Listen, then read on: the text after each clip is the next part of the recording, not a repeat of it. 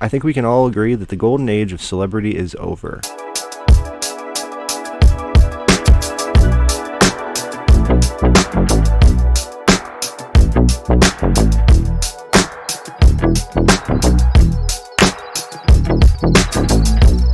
Hi, welcome back to my channel. For those of you that are not up to speed, the current situation with the Maui wildfires has really put a few celebrities in the crosshairs of the public eye. Those two being Oprah Winfrey and Dwayne "The Rock" Johnson.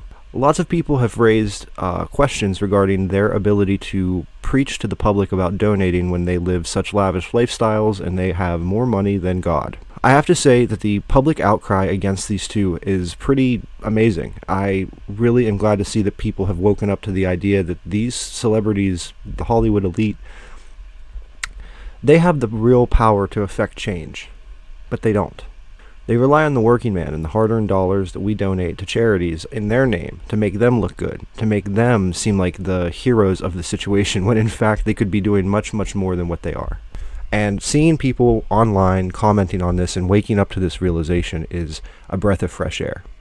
So with that being said, I want to take a little stroll through memory lane, and I want to talk about some of the cringiest moments and most embarrassing moments in recent celebrity history that I think has led to the public's turning on them.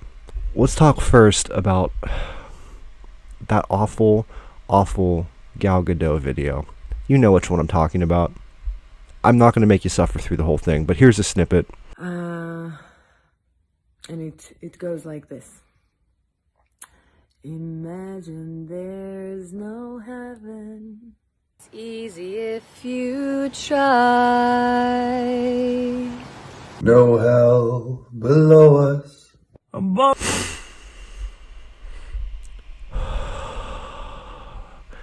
That makes me want to eat broken glass. So the irony of this is that we were in the height of the pandemic. The world was falling on its hands. Everyone was scared. No one knew what was coming or going or going to happen next. And this person decides that she's going to get it together with her celebrity friends and sing Imagine to us. Yeah. That's not what I need in a crisis. I don't need you to sing Imagine. I don't need you to stitch all your famous friends so I can ooh and ah and oh my gosh. There's nothing about that I find enjoyable. There's nothing about that I take comfort in. And I don't think a lot of people at the time did. I think it seemed very out of touch. It was very elitist. In your mansion singing to us, poors. You're singing to the poors. Congratulations. I guess you're really doing your part. Don't sing to me. The world is falling apart. I don't need you right now, unless you're going to directly help me, or help someone I know, or help my community.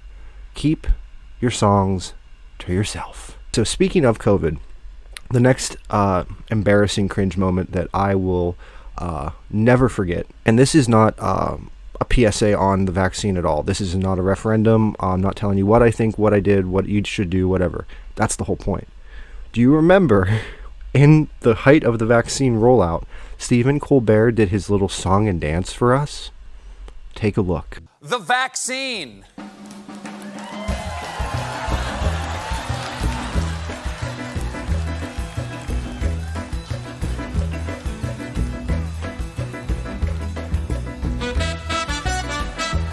That man should be brought up on criminal charges for that. I'm sorry, that is against my will, that is against my rights. It's so embarrassing. You're an actor, you're a comedian. I don't need to be taking medical advice from you. I don't want your medical advice. And then to find out that the Pfizer company is sponsoring your show and that you're going to make money for doing that advertisement song and dance bullshit. I don't respect you, bro. You are a clown. You have no business giving out anyone medical advice or trying to guilt anyone into doing anything with their bodily autonomy. You're a talk show host. Go talk about some vapid shit with some celebrity from 5 years ago. Go eat hot chili peppers with Lana Del Rey. The late night show institution is fundamentally broken after that moment, because the days of Johnny Carson, the days of Joan Rivers, that shit didn't happen. That's when those shows meant something. That's when comedians would get on there and they would make or break their career. But now we're shilling for big pharma. because we don't have viewership anymore because everyone knows what a clown we are, and not the entertaining kind. I detest that man. And any Steven that spells it with a PH is dog water. Sorry, not sorry. Let me check my notes. Oh, James Corden, another late night show host. Surprisingly, there must be something in the water over there at the fucking late night show hosts. James Corden, when he was stopping traffic to dance around in Hollywood Boulevard or whatever, on Hollywood Boulevard in a costume, making people late for work, obstructing traffic for a shitty segment for his show that nobody watches.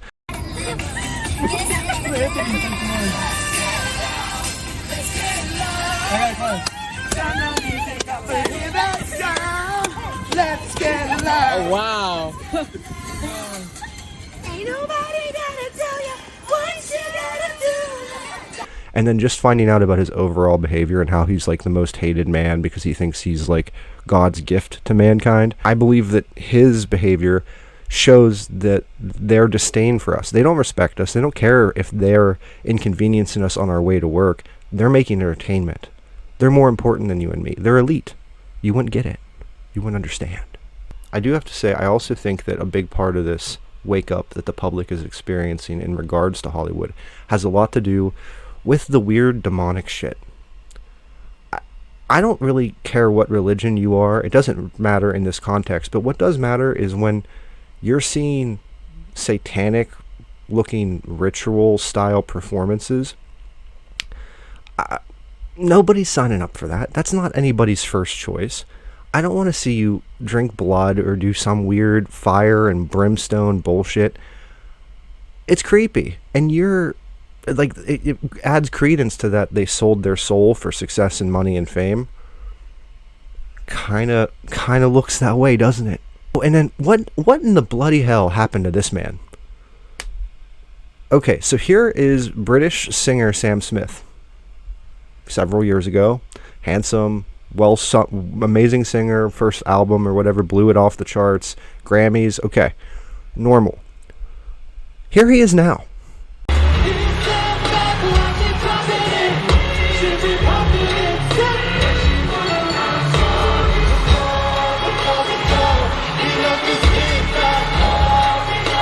What in the fat non-binary hell happened to him? I have questions. I don't want the answers to them because it's going to be creepy and weird. These aren't serious people. They're clowns. They're buffoons. They don't actually care about their fans. They don't care about the people that they entertain. They're out for themselves. They're not coming to save you. The situation with the Maui wildfires really proved that. But I think this has been a long time coming. I think people have been so sick of celebrities and their bullshit preaching and lecturing and acting virtuous and virtue signaling.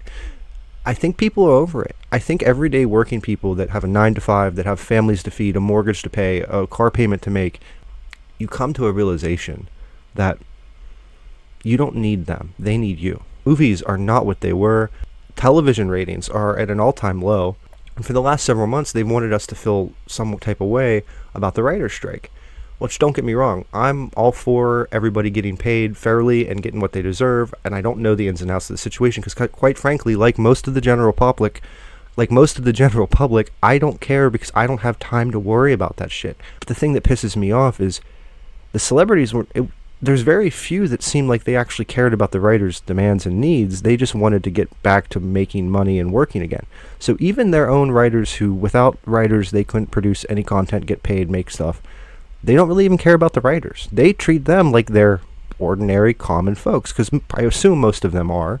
But they wanted us to feel bad about this writer's strike, but not for the right reasons. They only care about themselves. There was one award speech that I think really woke a lot of people up as well, and that would be when Ricky Gervais gave that iconic F.U. Hollywood speech.